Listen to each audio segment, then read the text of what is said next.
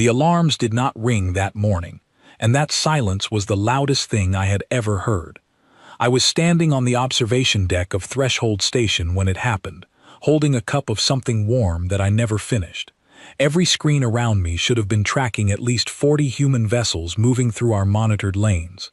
Trade convoys, diplomatic shuttles, a science ship or two, always a little late, always apologizing for it. That was the rhythm of things. 300 years of that rhythm had made me forget to expect anything else. Then the screens went empty. Not damaged, not jammed. Empty, the way a room is empty after everyone has quietly packed their bags and walked out while you were sleeping. I remember setting my cup down so fast that it spilled across the console, and nobody around me said a word about the mess. We were all staring at the same thing. Every single human ship registered in council space had vanished within the same 6-hour window. No distress call, no formal notice, no farewell transmission, not even a short one, not even a rude one. Just gone, like a held breath finally released. My first thought was an attack.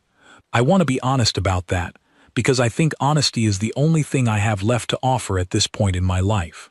My first thought was that someone had taken them, or destroyed them, and my heart's nearly stopped at the thought of explaining that failure to my own government. But attacks leave wreckage. Attacks leave signals of struggle, however faint. This left nothing. No debris. No emergency beacons, no last recorded transmissions cut short mid-sentence. This was not a disaster. This was a decision. I left the observation deck and walked, alone, to the human embassy on the station. I had walked that corridor 100 times before, always greeted by a young officer named Nathan Price, who had a habit of offering visitors tea before they even asked for it. The doors were unlocked, the lights were on, and when I stepped inside, I understood, for the first time, what it means for a place to be abandoned rather than destroyed. There was a cup of coffee on a desk, still faintly warm, as if someone had simply stood up mid-sip and walked away. A terminal blinked quietly in the corner, still logged into a system, showing a half-finished report about grain shipments to a colony 3 systems away. On one wall, pinned with a small magnet shaped like a star, there was a child's drawing, a stick-figure family, standing beside something that was clearly meant to be a spaceship, with the words, "Home soon," written underneath in careful, uneven handwriting. I stood there longer than I should have. I did not touch anything. It felt somehow like touching a memory that was not mine to hold. They had not fled in fear. Fear leaves things in disorder. Drawers pulled open, doors left swinging, chairs knocked over in a hurry. This was neat. This was intentional. Every non-essential item had been left exactly where it belonged, as if the people who once used them expected to return and simply chose not to.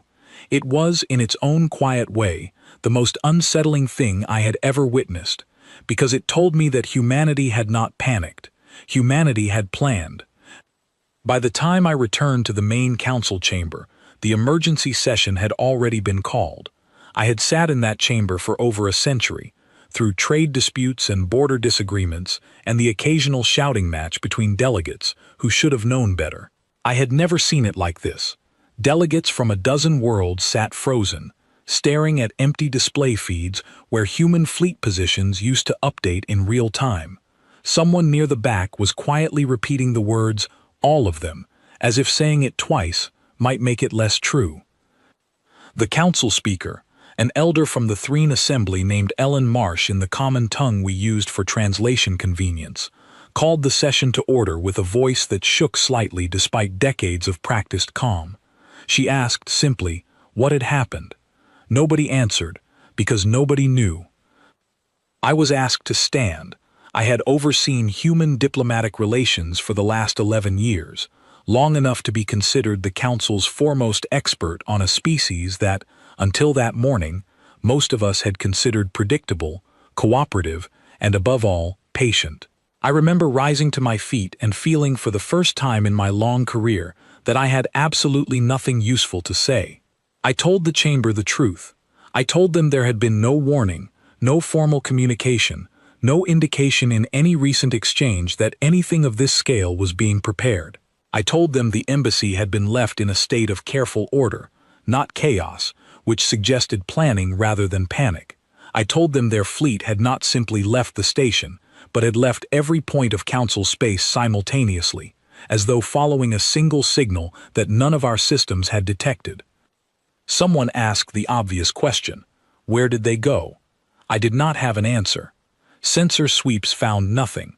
Long-range arrays that should have tracked departing vessels for hours after their exit found no trace of drive signatures, no debris, no residual energy readings consistent with any known form of travel. It was as if an entire species had stepped behind a curtain and pulled it shut without disturbing a single thread of air.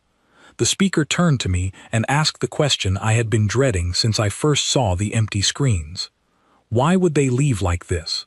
Not in anger, not in war, in silence. And here is the part I did not say aloud in that chamber, though I should have. I did not say that I already had a suspicion, buried somewhere beneath the shock, of what this silence meant. I did not say that 5 years earlier, I had sat in a very similar chamber and voted for a decision that I privately doubted, and that I had spent every day since telling myself the matter was closed because the council had said so. Before the session ended, the speaker asked if any delegate present had prior direct experience serving on committees related to human affairs during the last decade. I remember the pause that followed, the way several delegates shifted in their seats without meeting each other's eyes, before I finally raised my hand, along with 2 others. One was Paul Grant, still serving after all these years, his expression unreadable. The other was a quieter delegate named John Baxter, who had joined the Health and Security Committee shortly after the crisis, though he had not been present for the original vote. The speaker asked the 3 of us to remain after the session for a private briefing. I remember walking to that smaller chamber with a growing unease in my chest, uncertain whether I was being asked to help solve this mystery or being quietly positioned to answer for it. When we sat down, the speaker asked us plainly whether either event, the quarantine crisis or the sudden departure, might be connected in any way we were aware of. Paul Grant answered first, and with more confidence than I expected, insisting that the matter had been formally closed years ago, that compensation had been offered and accepted, and that any connection between the 2 events would require actual evidence rather than speculation. John Baxter said little, only that he had reviewed the compensation records once, briefly, and found them procedurally sound, though he admitted he had never spoken directly with anyone from the affected colonies himself. When the speaker turned to me, I found myself hesitating in a way that surprised even me. I told her, carefully, that I did not know of any direct connection, which was, in the strictest sense, true. But I also told her that the timing troubled me. 5 years between a crisis we called resolved and a departure we could not explain, and that I believed it deserved careful examination rather than quick dismissal. She studied me for a long moment before nodding and instructing me to lead a formal inquiry with full authority to request records, interviews, and travel clearance wherever the investigation required. I left that smaller chamber feeling the full weight of the responsibility settling onto my shoulders, heavier than anything I had carried in my long career. I understood even then that this investigation would not simply uncover facts about humanity's departure. It would eventually require me to examine my own silence during that original vote, and I was not yet certain I was prepared for what that examination might reveal about myself. I was assigned to lead the investigation. It felt less like an honor and more like being handed a mirror I had spent 5 years trying not to look into. As I left the chamber that day, I passed by a young aide carrying a data pad, and on its screen, just for a moment, I saw a final transmission log from the human embassy, time-stamped 6 hours before their departure. It was not a warning. It was not a threat. It was a single line, addressed to no one in particular, as though left for whoever might eventually come looking. It read simply, "We finished waiting." Before I left the chamber, a young clerk named Grace Miller stopped me in the corridor, holding a stack of printed reports against her chest like they might slip away from her if she loosened her grip.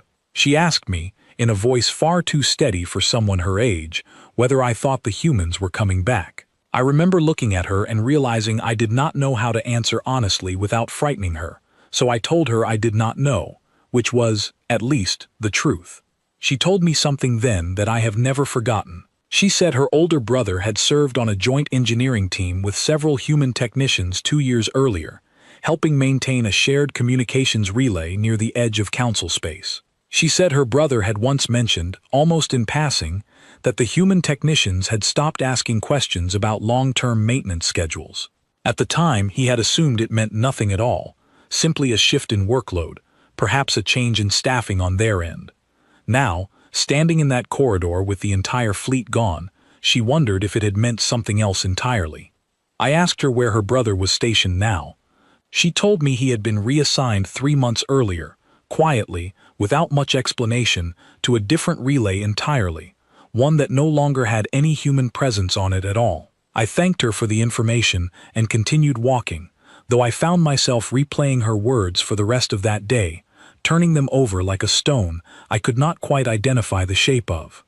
I spent that first night unable to sleep, sitting alone in my quarters with every screen in my apartment dark except for one, replaying the final recorded departure feed over and over, though there was almost nothing to see, a steady field of stars. A single moment where the sensor grid registered movement across dozens of separate locations simultaneously, then nothing, as though someone had drawn a curtain closed across an entire section of the galaxy in the space between one heartbeat and the next. I kept thinking about the coffee cup left on that desk, still warm when I found it. I kept wondering how long it had actually been sitting there before I arrived, and whether whoever had been drinking it had known, in that exact moment, that they would never sit at that desk again. I wondered if they had felt anything at all walking away from a life they had built carefully over years, or if the decision had simply become, by then, as ordinary and unremarkable as locking a door behind them for the last time. I did not understand it then. I understood it far too well by the time this was over. 5 years earlier, there had been a vote. I remember the chamber that day with a clarity that has never faded, though I have tried, more than once, to let it. It was not a session that drew much attention at the time. There was no fanfare, no urgent gathering of delegates from every corner of council space. It was, by all outward appearances, a routine matter of policy during a health crisis, the kind of vote that gets recorded, filed, and forgotten within a season. A plague had broken out among the outer human colonies, 11 settlements strung along the far edge of their expanding territory, places with names I had to relearn because I had never bothered to memorize them properly before that. The Council's medical division, relying on incomplete and, as we later learned, badly flawed data, classified the outbreak as a potential vector risk to nearby non-human populations. The word vector stuck with me. It turned frightened, suffering people into a category, a designation, a line item in a containment protocol. I sat on the Health and Security Committee that year, one voice among 11, and I remember the debate lasting less than 2 hours. 2 hours to decide the fate of 11 human colonies. I remember a delegate from the Threen Assembly, a careful and by all accounts reasonable man named Paul Grant in the common tongue, arguing that immediate quarantine was the only responsible action, given the uncertainty of the data. I remember another delegate, quieter, from a smaller member world, raising a hesitant objection, asking whether we had verified the data at all before acting on it. I remember staying silent. I want to be honest about why. It was not because I believed the quarantine was right. Even then, something in my chest resisted the decision, some instinct that told me we were treating a medical uncertainty as a settled fact, because settling it quickly was easier than investigating it properly. But I valued consensus. I valued my own comfortable place within it. And so when the vote came, I raised my hand in favor, along with the majority, and told myself that the medical division surely knew more than I did. The quarantine was implemented within days. Transit corridors to and from the 11 colonies were sealed. Relief ships carrying medicine and supplies from other human systems were denied clearance, held in holding patterns just outside the quarantine boundary, waiting for a review process that moved with the unhurried pace of bureaucracy, while people on the ground ran out of everything that kept them alive. I did not visit those colonies during the crisis. I want to say that if I had, I would have acted differently, but I am no longer certain that is true, and I think pretending otherwise would be its own kind of dishonesty. I only saw the numbers afterward, in the quiet, procedural report that followed the crisis's resolution. 73,000 names. That was the final count, compiled in a document that used careful, clinical language to describe what had, in plain terms, been a slow and preventable loss of life behind a barrier we ourselves had built and refused to lower in time. 18 months later, the council issued a formal apology. I remember it being praised, at the time, for its thoroughness. It acknowledged the flawed data. It acknowledged the delay in relief efforts. It offered compensation, framed in careful legal terms, to the surviving colonies and their government. It was, by every procedural standard we use to measure such things, sufficient. The matter was formally closed. A line was drawn beneath it in the record, and the council moved on to other business, other votes, other quiet mornings. Humanity, notably, never said the matter was closed. They did not respond with anger, not publicly. They did not withdraw their ambassadors or cancel their trade agreements or raise their voices in the chamber. They continued attending council sessions with the same quiet professionalism they always had. Their delegates still greeted us politely in the halls. Their traders still honored their contracts to the letter. From the outside, it looked exactly like forgiveness, and I think most of us, myself included, mistook it for exactly that. In the months immediately following the crisis, before the apology was even drafted, I remember attending a smaller, less formal gathering of delegates who had voted alongside me. It was not an official session, simply a quiet dinner meant to ease the tension that had settled over the committee since the numbers began coming in. I remember Paul Grant raising a glass that evening, suggesting we had all made the best decision available to us given the information we had at the time, and that no reasonable body could have been expected to do differently under such uncertainty. I remember raising my glass along with everyone else at that table, and I remember the relief I felt in doing so, the comfort of being told, by someone confident and respected, that the weight I was quietly carrying was not truly mine to carry at all. I did not know, that evening, that a human trade attaché had been seated at a nearby table, close enough, I later learned, to hear at least part of that conversation.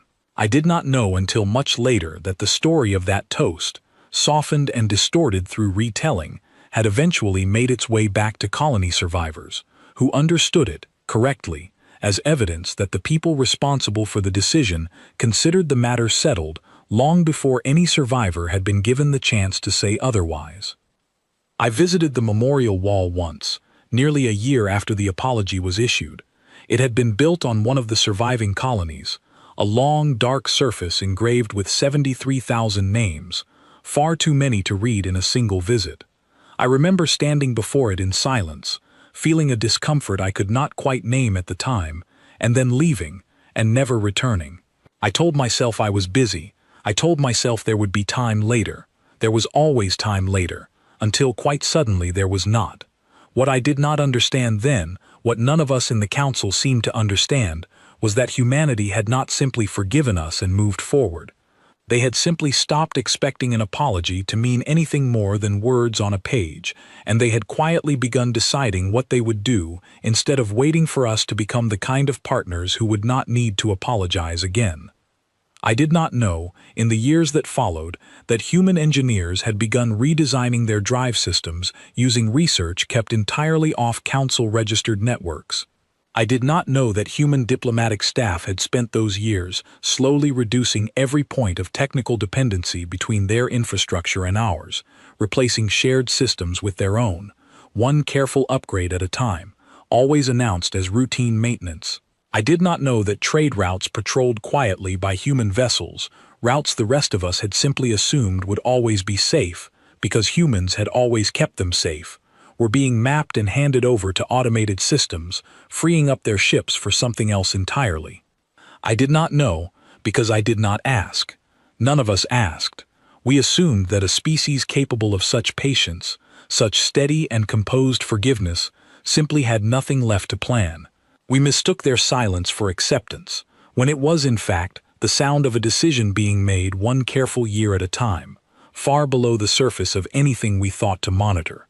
Looking back now, I think the vote itself was not the moment that broke something. It was the 18 months of quiet, orderly diplomacy that followed, the letters exchanged, the trade agreements honored, the polite greetings in the hallway, all of it perfectly correct, all of it hiding a decision that had already been made and was simply being carried out with the same careful precision humanity brought to everything else. I think, if I am honest, that the moment I should have understood everything was not the vote itself, and not even the memorial wall.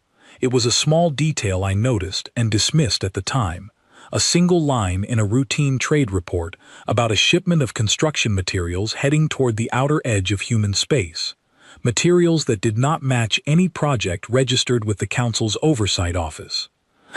I remember reading it, shrugging, and moving on to the next document on my desk. There was another detail from that period I did not think about again until much later, though I should have. A few months after the apology was issued, a human trade representative named Peter Hall requested a private meeting with several members of the Health and Security Committee. I attended that meeting, along with 3 other delegates, expecting the usual careful discussion about compensation logistics and future safety protocols. Instead, Peter Hall asked us a single question, and then said very little else for the rest of the meeting.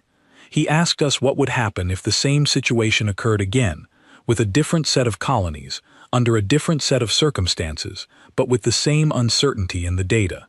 He asked whether the Council had changed anything about how such decisions were made, or whether the same committee, with the same 2-hour deliberation window, would simply reach the same conclusion under similar pressure. Nobody in that room had a good answer. I remember Paul Grant, the delegate who had argued so firmly for the original quarantine, assuring Peter Hall that safeguards were being reviewed, that lessons had been learned, that such an outcome would not be allowed to repeat itself. Peter Hall thanked him politely, made a brief note on the datapad in front of him, and left without further comment. I did not think much of that meeting at the time. I filed it away, the way I filed away so many small and uncomfortable moments during those years, as simply another part of the process of moving forward. I understand now that it was not a courtesy visit at all.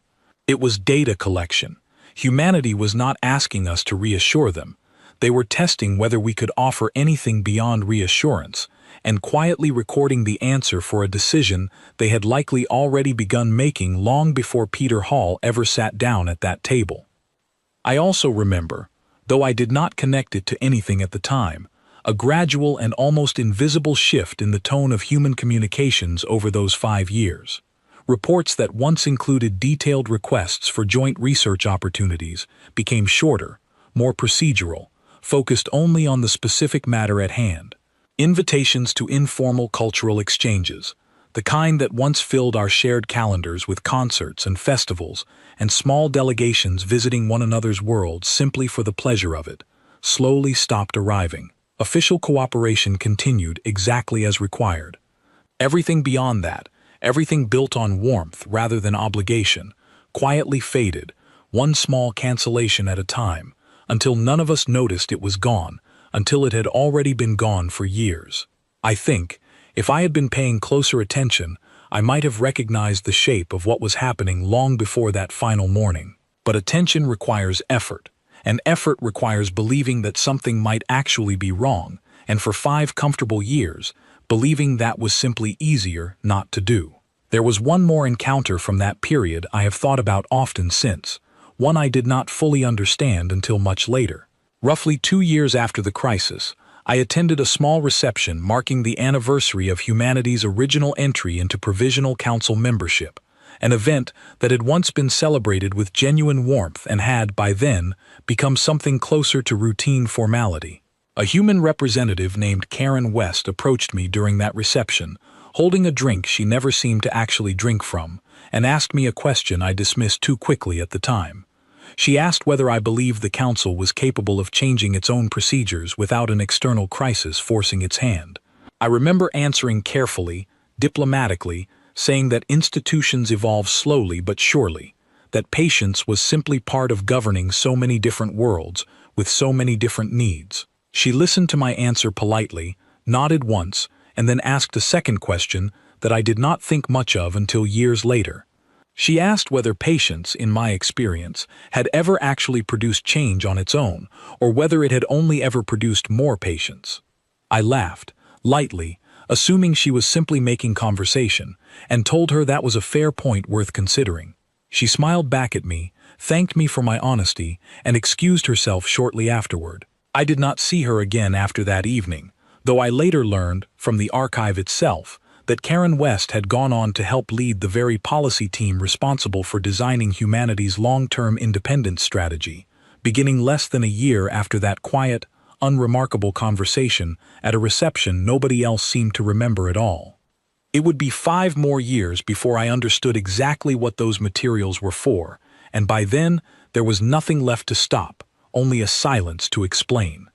When the Council granted me clearance to travel to human space, it was not because of diplomatic pressure or careful negotiation. It was because humanity itself requested that a witness be sent, and my name, apparently, was the one they asked for by name. I remember reading that detail in my travel orders and feeling something cold settle in my chest, because being asked for by name after 5 years of silence did not feel like an honor. It felt like being summoned to answer for something. The journey took longer than it should have, mostly because so few of our ships still had accurate charts of the region. Human space had changed since I last visited, and not in small ways. Orbital stations that once bristled with Council-compatible docking systems had been stripped and rebuilt entirely. I remember our pilot, a careful young officer, muttering under his breath as our navigation system struggled to recognize half the beacons we passed, because they were broadcasting in protocols none of our ships had ever seen. When we finally reached Earth's orbital ring, I asked to see the fleet. What I found waiting for us was not an armed blockade or a hostile welcome. It was something, in its own way, far more unsettling. Rows of vessels, sleek and unfamiliar, moved with a quiet efficiency that reminded me of clockwork rather than any drive system I recognized. Their hulls carried no Council registration markings at all, not out of hostility, but because they simply no longer needed them. I asked our escort what propulsion system the ships were using, and she smiled politely and told me that was not information she was authorized to share. Before I met Alice Dunn again, I was first greeted at the docking gate by a young officer named Henry Cross, who introduced himself with a polite handshake and none of the warmth I remembered from human greetings in years past. He informed me, in careful and measured tones, that I would be permitted access to designated public areas of the orbital ring, that certain restricted zones remained off-limits regardless of my Council credentials, and that any request outside these boundaries would need to be submitted through proper channels for review. I remember being struck by how procedural his manner was, how closely it mirrored the very language the Council itself so often used when explaining why something reasonable could not be permitted just yet. I asked him, half in jest, whether he had trained specifically for diplomatic assignments involving Council visitors. He answered, without any trace of humor, that all personnel interacting with outside delegations now received the same standardized briefing, regardless of rank or department, and that consistency in tone was considered a priority going forward. It was, in its own quiet way, one of the more pointed things anyone said to me during that entire visit, delivered so plainly that it took me several minutes to fully understand exactly how deliberate it had been. Her name was Alice Dunn, and she had once served as a translator during the early years of humanity's provisional membership. I remembered her from official functions, always polite, always careful with her words, the kind of person who chose every sentence like she was setting a table for guests she respected deeply. She still had that same care in her voice now, but there was a distance in it that had not existed before, a courtesy that felt, somehow, colder than open anger would have. She led me through the orbital ring personally, and I found myself grateful for her presence, if only because everyone else we passed regarded me with the same polite, unreadable expression, as though I were a guest at a funeral for someone they had once loved deeply and had already finished grieving. We passed a construction yard unlike anything I had seen in Council space, a vast lattice of half-built structures stretching outward from a modest star, clearly the early framework of a solar collection array on a scale that would take most council worlds a century to even propose, let alone build. I asked Alice what it was for, and she told me, simply, that it was for energy independence, a project that had been underway for years, quietly funded and quietly built while humanity continued attending council sessions as though nothing at all had changed. I asked her, finally, the question I had traveled so far to ask. I asked her why. Why leave without a word? Why disappear so completely? After everything, after years of continued cooperation, after every appearance of moving forward together. She was quiet for a long moment before she answered, and when she did, her voice was calm in a way that unsettled me more than shouting ever could have. She told me that humanity had never stopped moving forward with the council, not once, not even during the quarantine, not even in the months after the memorial wall was built. What they had stopped doing, she said, was assuming that moving forward together meant the council would ever truly change how it made decisions when human lives were the ones at risk. She told me about the internal review humanity had conducted after the crisis, not the council's review, but their own, quiet and thorough, examining exactly how a decision affecting 11 colonies had been made in under 2 hours by a committee that never once directly consulted the people it would affect. She told me they had studied every similar decision the council had made in the centuries before, and found a pattern so consistent it could hardly be called a coincidence anymore. Caution toward outsiders, speed toward consensus, very little space in either case for the individual lives caught in between. She told me this was not a story of anger, though I think she could see in my expression that I expected one. It was a story of arithmetic. Humanity had simply finished calculating what the council's approach to caution would cost them in any future crisis, and had decided, quietly and deliberately, that the answer was too high a price to keep paying in exchange for a seat at a table where their voice was heard, politely, and then overruled. I asked her why they had not simply told us this. Why leave without explanation, without warning, without so much as a formal notice of withdrawal? She looked at me then with something that was not quite pity and not quite disappointment, but held pieces of both. She reminded me that humanity had explained things before. They had explained, calmly and repeatedly, in the months following the crisis, why the response had cost lives that should never have been lost. They had explained it in formal proceedings, in written reports, in careful diplomatic language chosen specifically so that no one could claim to have misunderstood. The council had listened, issued its apology, and closed the file. She said that humanity had learned, slowly and painfully, that explanations only mattered to people willing to be changed by them. And so, this time, there had been no explanation offered in advance, because an explanation offered in advance is, in its own way, a request for permission to leave, and humanity had decided they no longer needed anyone's permission to protect themselves. I asked her if this was truly final, if there was truly nothing that could bring them back to the table as full and equal partners in council affairs. She did not answer that question directly. Instead, she told me something I have not been able to forget since. She said that humanity had not left out of hatred, and that this, more than anything, was the detail I should carry back with me.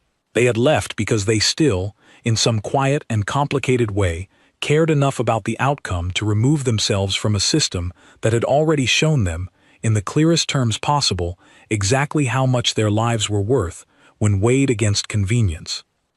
On my second day, I was given permission to observe a routine training exercise involving several of the new automated defense platforms, conducted at a safe distance from the orbital ring. I stood beside Alice Dunn on an observation platform as a series of drone vessels moved through coordinated maneuvers with a precision that unsettled me more than any display of raw power could have.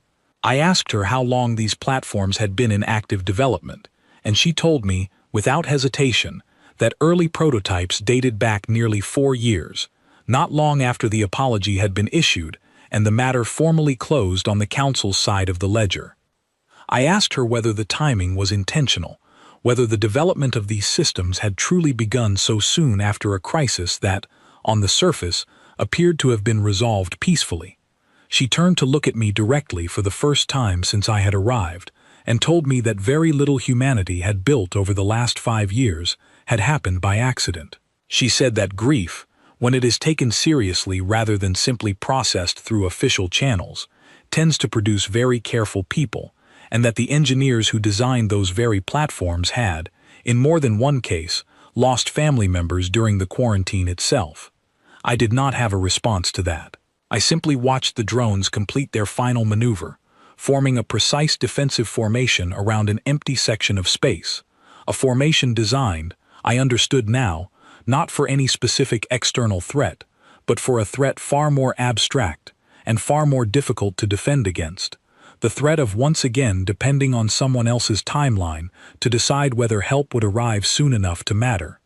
On my 3rd day, I asked to see the memorial that humanity had built for the colonies lost during the quarantine, curious whether it resembled the one I had visited briefly, years earlier, on the surviving colony itself. Alice Dunn told me this memorial was different, built more recently, and located not on any colony world but here, in orbit, visible from nearly every approach vector into the system. She said it had been placed there deliberately, so that no ship arriving from Council space could dock without passing near it first.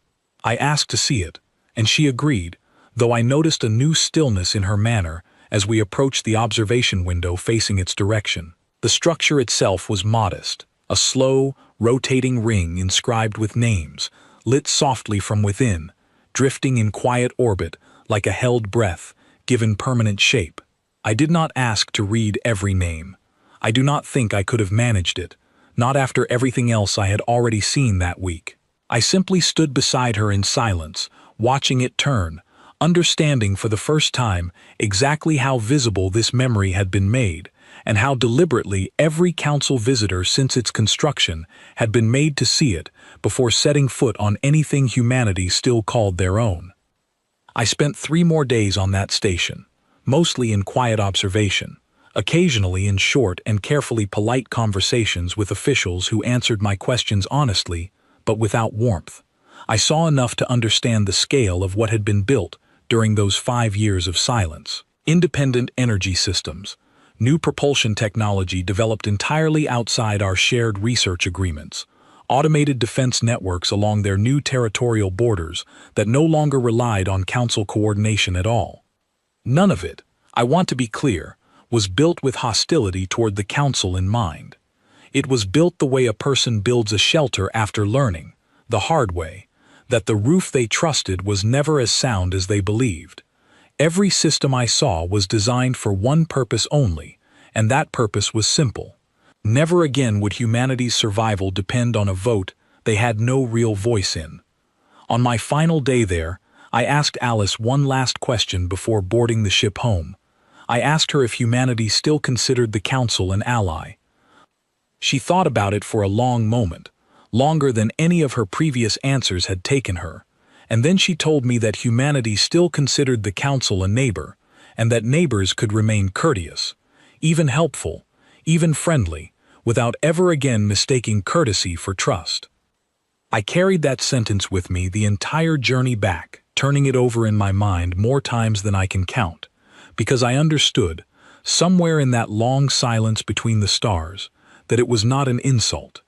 It was simply the truth, delivered with the same calm precision humanity had shown in everything else they had done since that quiet vote 5 years ago, and I did not know, yet, how much heavier that truth would become once I brought it home. Before boarding my ship for the return journey, I asked Alice Dunn if I could see one more place, somewhere ordinary rather than official, somewhere that might show me what daily life actually looked like now, away from construction yards and orbital rings. She hesitated for a moment before agreeing, and I understood, from that small hesitation, that she was choosing to trust me with something rather than simply following procedure. She took me down to the surface, to a small coastal town I will not name here, out of respect for the quiet, ordinary lives of the people living in it. We walked along a street lined with shops and modest homes, and I remember being struck by how unremarkable everything looked. Children ran past us chasing a ball. An older man sat outside a small shop repairing what looked like a simple mechanical bicycle. Nothing about the scene suggested a species preparing to sever itself from an entire interstellar community. It simply looked like life continuing, quietly, the way it always had. I asked Alice how much of the town's population understood what had happened, what their government had built, what their fleet had done that morning when it vanished from every council sensor at once. She told me most people understood the broad outline of it, though few knew the technical details. She said there had been no attempt to hide the decision from the public, no dramatic announcement either. It had simply been discussed, openly and repeatedly, in public forums over several years, until it stopped feeling like a controversial idea and started feeling like common sense. I found that detail more unsettling than almost anything else I witnessed during my visit.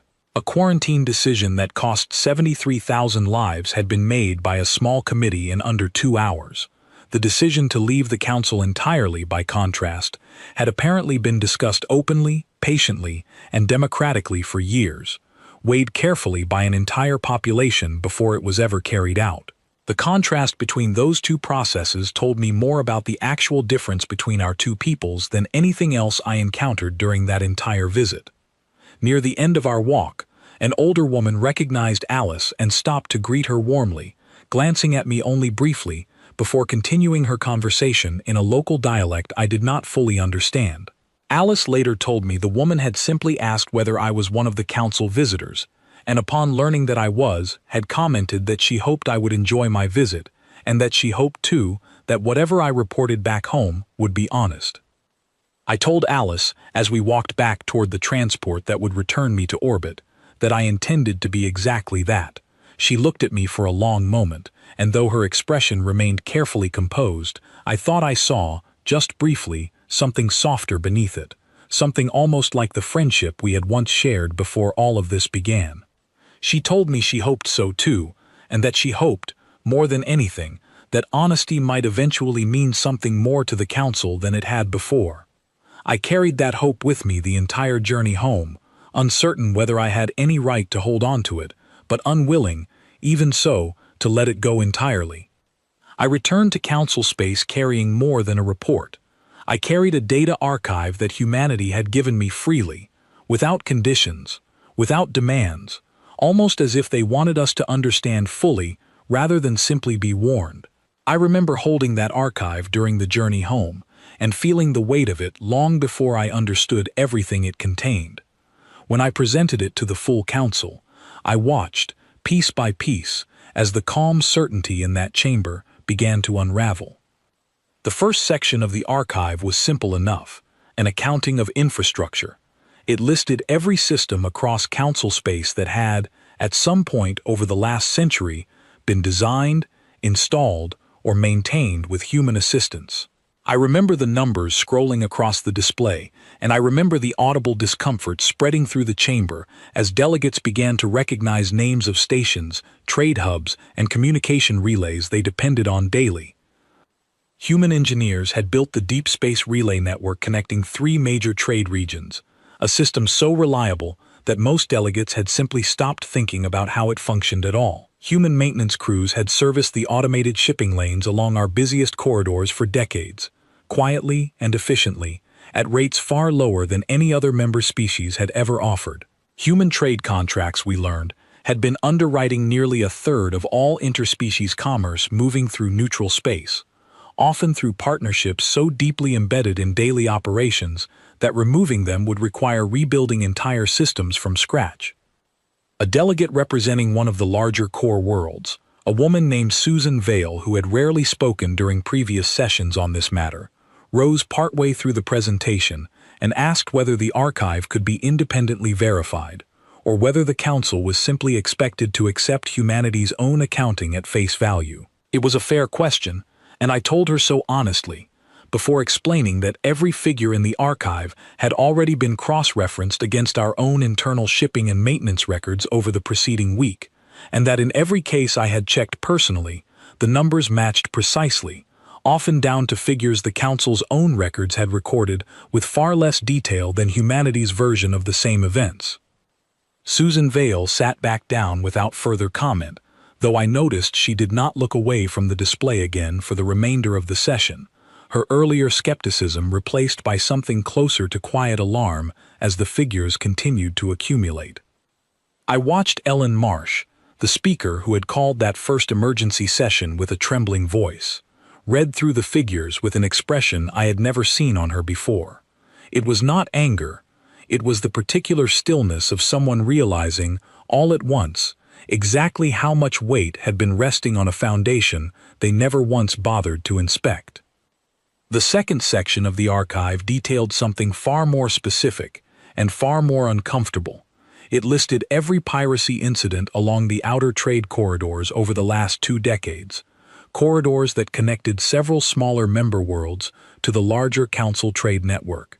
For years, those corridors had remained remarkably safe, a fact that had been quietly credited, in official Council reports, to improved automated defense systems and careful regional cooperation. The archive told a different story. Human vessels, operating under contracts most delegates had never bothered to read closely, had been directly responsible for patrolling those corridors, intercepting threats long before they ever reached Council-monitored space. The reports were detailed, precise, and utterly without embellishment, listing dates, incidents, and outcomes with the same careful thoroughness humanity brought to everything they did. Over the past 5 years, that patrol coverage had been quietly reduced by more than half, redirected instead toward automated systems still in early stages of deployment, systems that were, by the archive's own admission, not yet fully reliable. A delegate near the front of the chamber, a man from a smaller trade world named John Baxter, in the common tongue, rose to his feet and asked, in a voice tight with barely controlled alarm, what this meant for the safety of those corridors going forward. I did not have a comforting answer for him, because the archive did not offer one either. It simply stated, in the same measured tone as everything else, that those corridors would require increased Council investment in the coming years, an investment that had, until now, been quietly absorbed by a partner none of us had thought to properly thank. The third section was, in some ways, the most difficult to sit through, because it was not about infrastructure or trade routes at all. It was a simple list of technologies, developed jointly between human researchers and Council institutions over the decades, technologies that were now, as of the archive's final page, formally licensed exclusively for human use going forward. Medical treatments developed using data shared freely by Council medical researchers. Environmental systems designed to stabilize fragile colony worlds, several of which belonged to smaller member species who could not easily replace them. None of it, the archive noted, was being withdrawn out of malice. All existing agreements would be honored to their original terms, but no new agreements of that kind would be offered, and no exceptions would be made.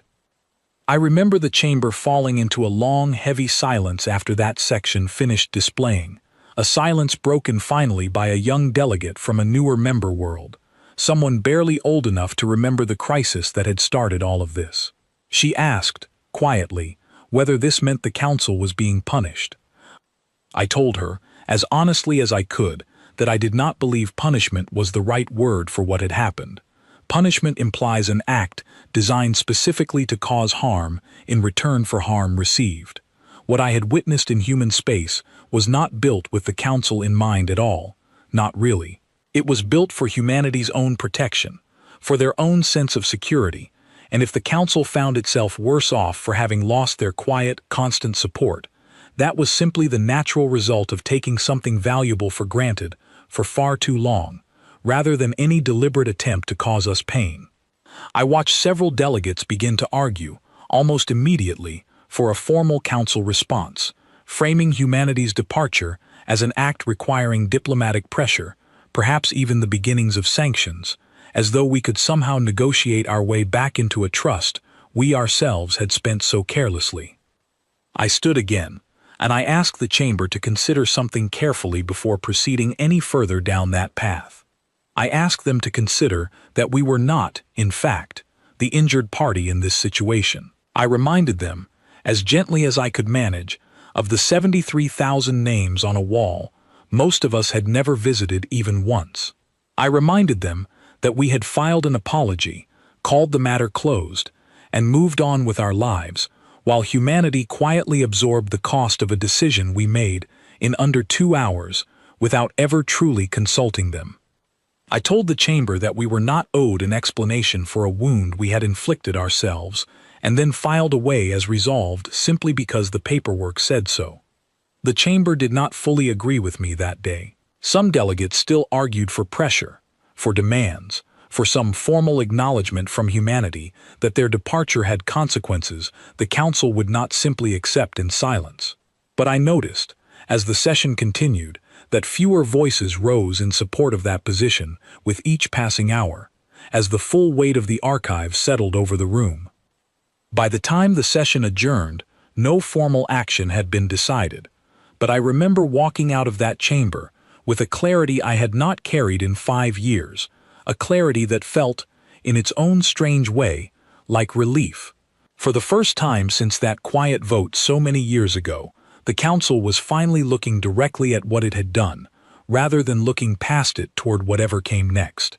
I did not know, walking out of that chamber, whether this clarity would be enough to change anything meaningful going forward. But I understood, finally, that whatever came next could not be built on the same quiet, comfortable silence that had brought us to this point in the first place.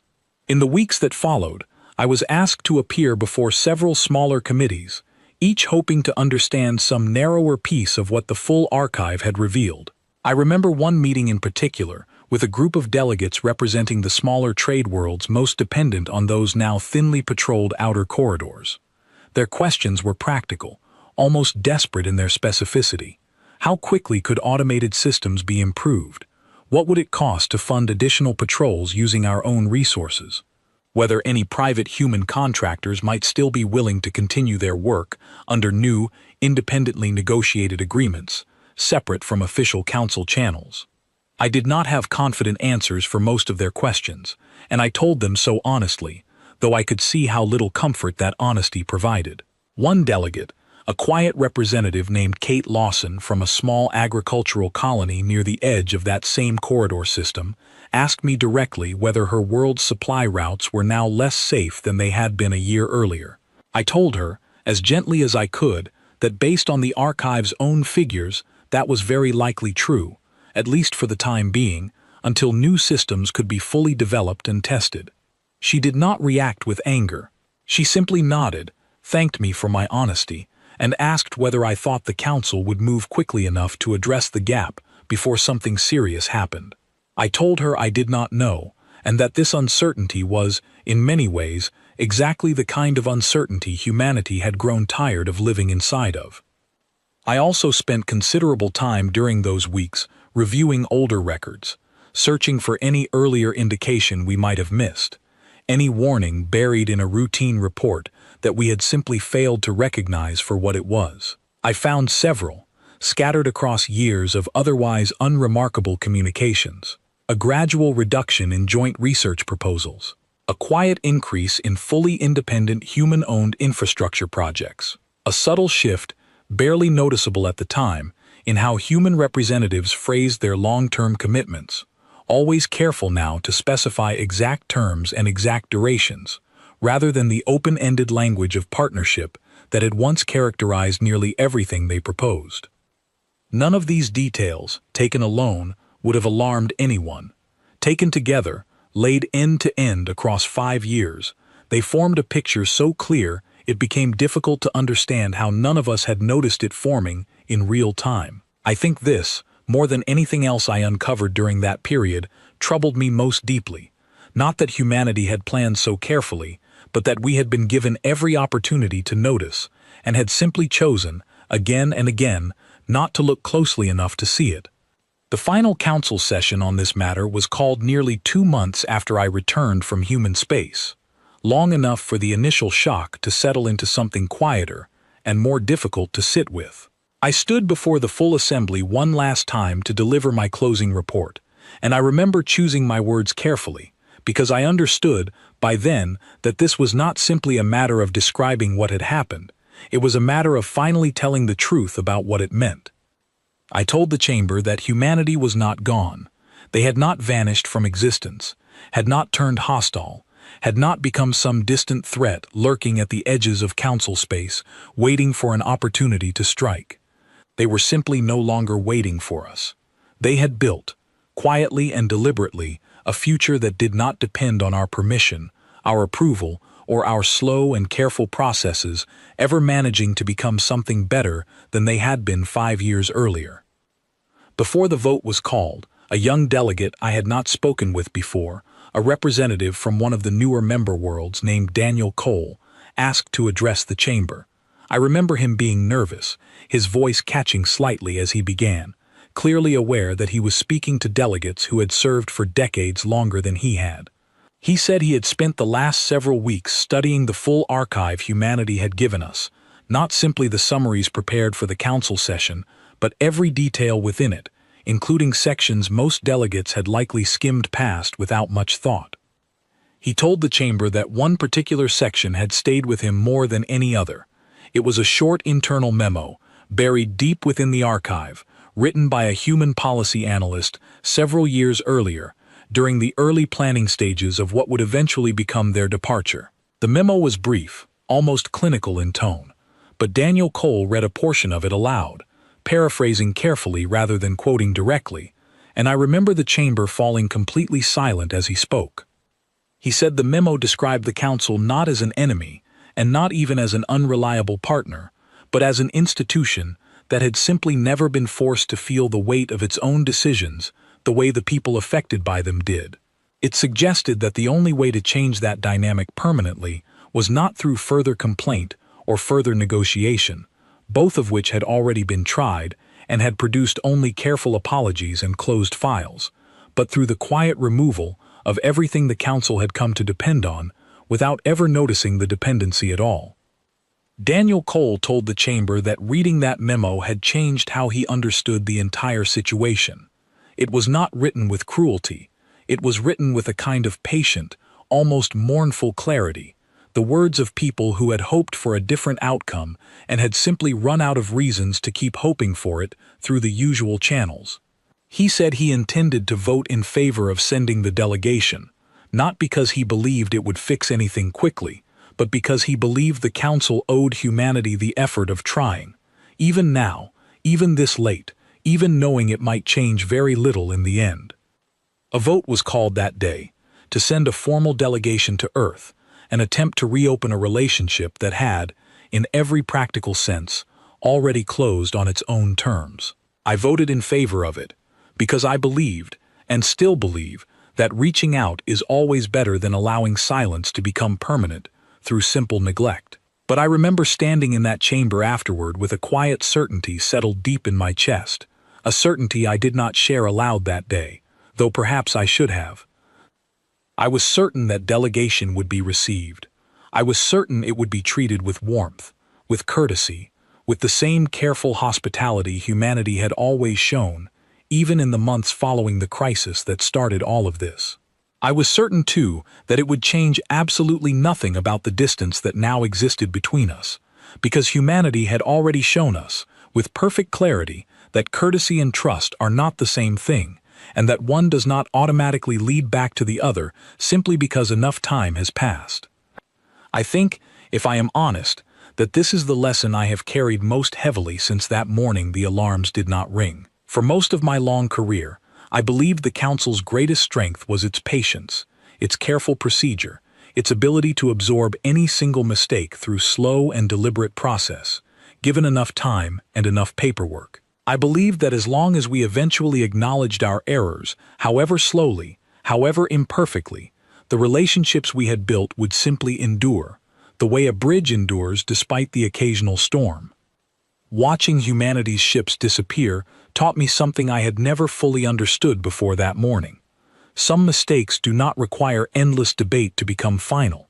They do not require a formal declaration, a dramatic confrontation, or even so much as a raised voice. They simply require the people who lived through them to finish deciding, quietly and completely, what they are willing to accept going forward, and to act accordingly, without asking anyone else's permission to do so. I think of Alice Dunn often, and the way she spoke to me during my visit, with a courtesy so complete it felt, at times, more distant than anger ever could have. I think of the child's drawing pinned to the wall of that abandoned embassy, the careful handwriting beneath it, "Home soon," a promise that, as far as I know, was never actually broken, because humanity never said they were leaving council space forever. They simply stopped needing to be present in it the way they once were, stopped needing our approval for their own survival, stopped waiting patiently at a table where their voice had so often been heard, and then quietly overruled. The formal delegation was eventually sent, several months after that final session, led by Ellen Marsh herself, along with a small group of carefully chosen representatives, including Daniel Cole, whose words in that chamber had, in their own quiet way, helped shape the decision to go at all. I did not travel with them, though I followed their reports closely from council space, reading each one with a kind of cautious hope I had not allowed myself to feel in a long time. The reports confirmed exactly what I expected. The delegation was received warmly, housed comfortably, given every courtesy a visiting party could reasonably hope for. They were shown, openly and without hesitation, portions of the new infrastructure humanity had built, the independent energy systems, the redesigned defense networks, all of it presented plainly, without pride and without apology, simply as fact. They were told, clearly and without hostility, that humanity remained willing to trade, to communicate, to cooperate on matters of mutual benefit, exactly as Alice Dunn had told me months earlier. They were also told, just as clearly, that humanity had no intention of returning to full council membership in the way it had once existed, and no intention of allowing any single external body to hold that kind of authority over their survival again. Ellen Marsh's final report described the meetings as productive, respectful, and in her own words, quietly final in a way that no amount of continued diplomacy seemed likely to change.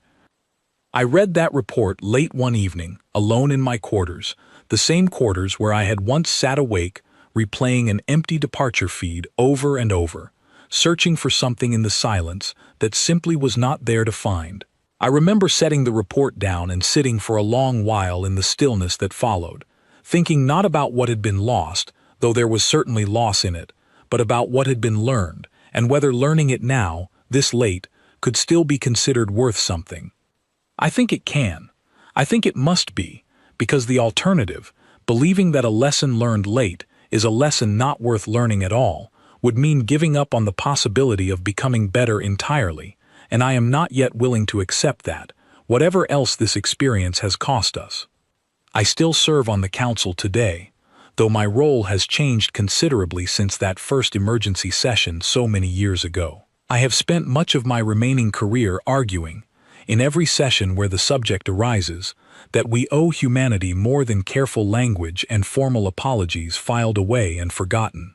I do not know if that argument has truly taken root in the council's culture, or if it remains, even now, a minority position held by an aging ambassador who once sat silently through a vote he privately doubted, and has spent every year since trying to make up for that silence in whatever small ways remain available to him. A few weeks after the delegation returned, I received an unexpected private message, routed through several layers of official channels before finally reaching my personal terminal.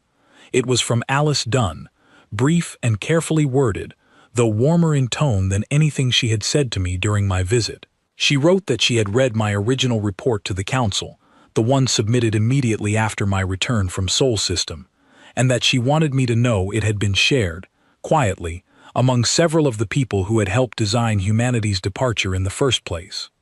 She wrote that they had found it accurate, which she said mattered more to them than I likely understood. She explained that humanity had spent so many years being described in council records using careful, distancing language, terms like affected population or impacted parties, language that made it easier to discuss loss without truly sitting with it. She said my report had not done that. It had used names, it had described a coffee cup left warm on a desk, and a child's drawing pinned to a wall, and 73,000 names on a memorial, most delegates had never bothered to visit even once. She told me that small detail, more than any policy change we might eventually make, was the first sign she had seen in years that someone within the council was finally willing to look directly at what had happened, rather than past it. She closed her message simply, saying she hoped it would not be the last such report the council chose to write, and that she remained, despite everything, glad to have once called me a friend. I read that message more times than I am willing to admit, and I have kept it saved in a private file ever since, not because it resolved anything, but because it reminded me that honesty, however late it arrives, is still capable of reaching someone, even across a distance as vast and deliberate as the one humanity had chosen to place between us. What I do know, with a certainty that has not faded in all the years since, is this. Humanity left without a word that morning, not because they had nothing left to say, but because they had already said everything that needed saying, in the months and years before, through every careful report, every patient explanation, every polite and courteous appearance at a table that never truly listened until it was far too late to matter. They departed in silence because silence, in the end, was the only language left that we had not yet learned to ignore. And whatever comes next between our peoples, however many delegations we send, however many careful apologies we craft in the years ahead, I do not believe we will ever again mistake their patience for permission or their courtesy for forgiveness freely given. Some debts, once understood fully, cannot simply be erased by the passage of time or the careful wording of an official record. They can only be remembered, carried forward, and, if we are fortunate enough to be given the chance, slowly and honestly repaid. I do not know if that chance will ever fully come, but I know, now, exactly what we did to lose it in the first place, and I know that humanity, wherever they have gone, and whatever they continue to build in that quiet corner of the galaxy they no longer share freely with us, remembers every single detail of it far more clearly than we ever allowed ourselves to.